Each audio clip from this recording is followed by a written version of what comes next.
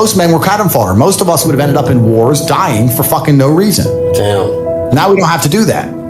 So because we don't have to do that, men think it's okay to just become comfortable now. You're not supposed to be comfortable. You were never evolved to be comfortable. You're supposed to be uncomfortable. Right. And if you make yourself uncomfortable constructively, it's very easy to be anything you want.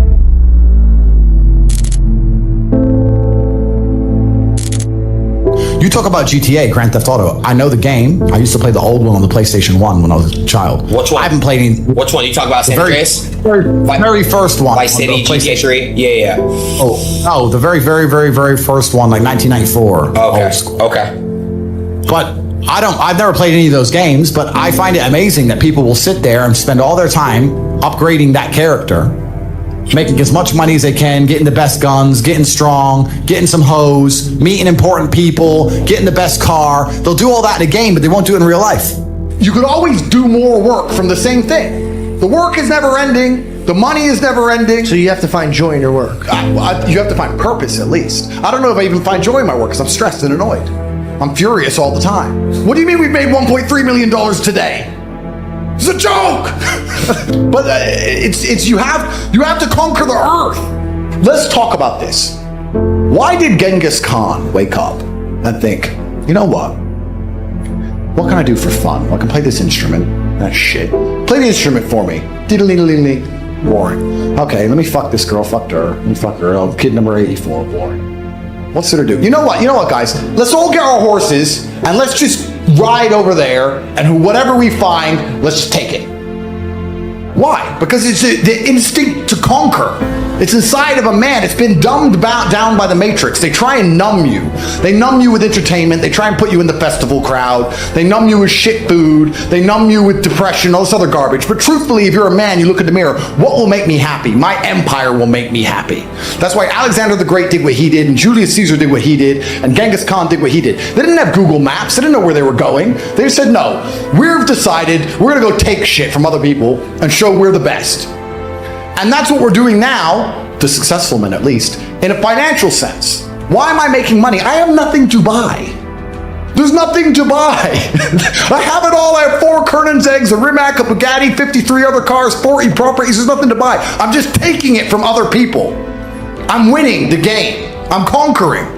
And that's what I think truly is going to give you purpose in life. It's just conquest. Men have always been this way. That's why war was even happening in the first place. The Mongols raided Vienna. How long does it take to ride from Ulaanbaatar, Mongolia, on a horse to Vienna, Austria, across all of Siberia? And they were still mad enough and bored enough to go, nah, we need that city over there. That's the masculine essence, and it's been numbed down inside of people. Do you think they were ever considering fun at any point during this conquest? Because I don't think they were. The discipline or the resilience to keep it. Easy come, easy go. And God is never going to put you in a position where your blessings become your curse. That's why you're still struggling. That's why you haven't hit your big break yet, because if He gave it to you now, you'd fumble it. Look at your life. If you suddenly had millions in your account today, would you even know what to do with it? You'd think you would, but you wouldn't. You'd make the wrong moves, trust the wrong people, blow money on nonsense, and within a year, you'd be worse off than before.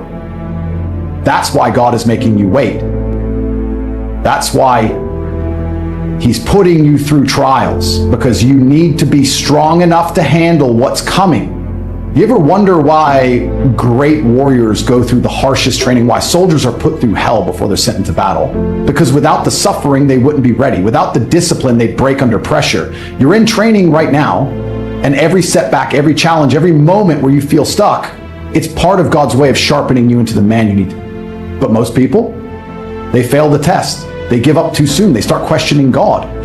They start whining, why me? Instead of embracing the process, they reject it.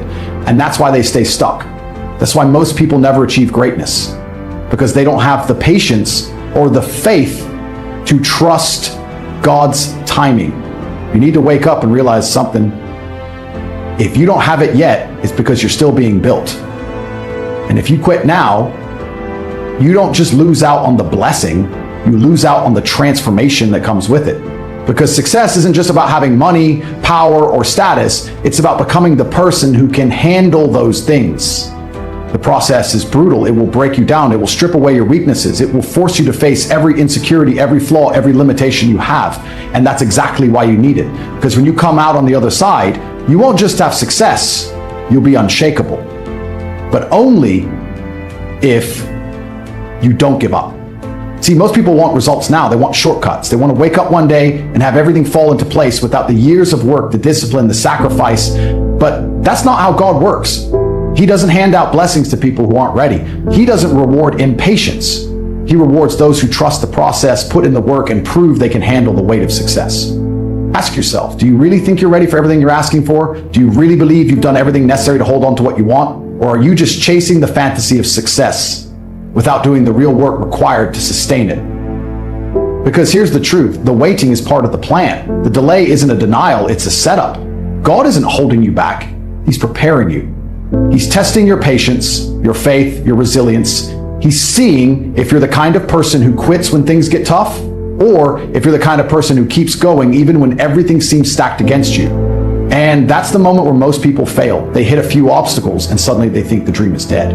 They convince themselves that success just isn't meant for them, and they stop. They give up right before the breakthrough, right before everything was about to click, right before God was about to open the door. That's the devil playing tricks on you. That's fear creeping in, whispering in your ear, telling you to settle, telling you to give up. And most people, they listen. They let doubt win, but not you, not this time.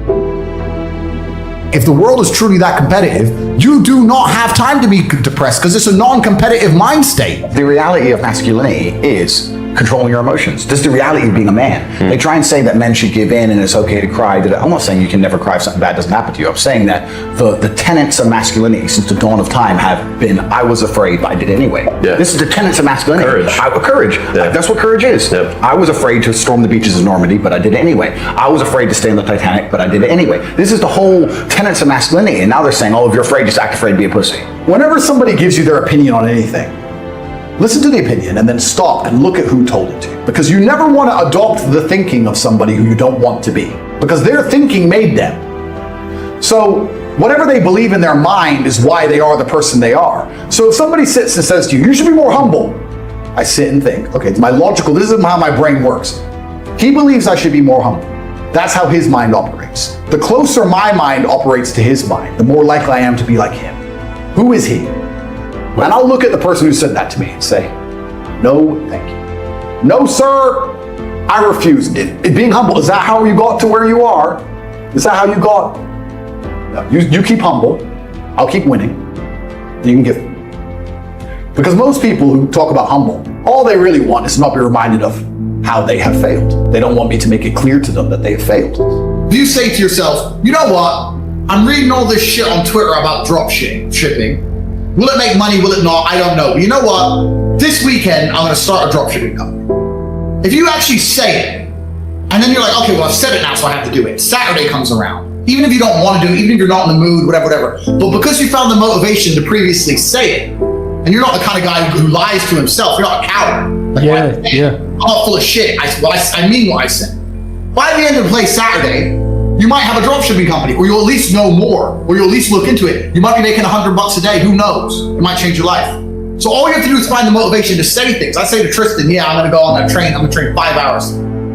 If I said it, that was it. I had to do it. Because I couldn't live with myself knowing I was one of them bullshitters. You could be depressed for X, Y, Z, whatever. I'm not depressed. And I want the money you want, and I want the girl you want, and I want the status you want, and the car you want, and the house you want. And I'm gonna get it, and you're fucking not. And that's the bottom line of life. If you gave that guy that stuff, he probably wouldn't be depressed. Well, he needs to get up off his ass and work then, doesn't he? And this is the point. He probably would, because he wouldn't have a direction in life. I think it's a very empowering message that you share. And, you know, I think if you can fix it with pills, you can probably fix it by going to the gym and doing all of these other aspects. But pills doesn't even fix it. Pills just numbs it.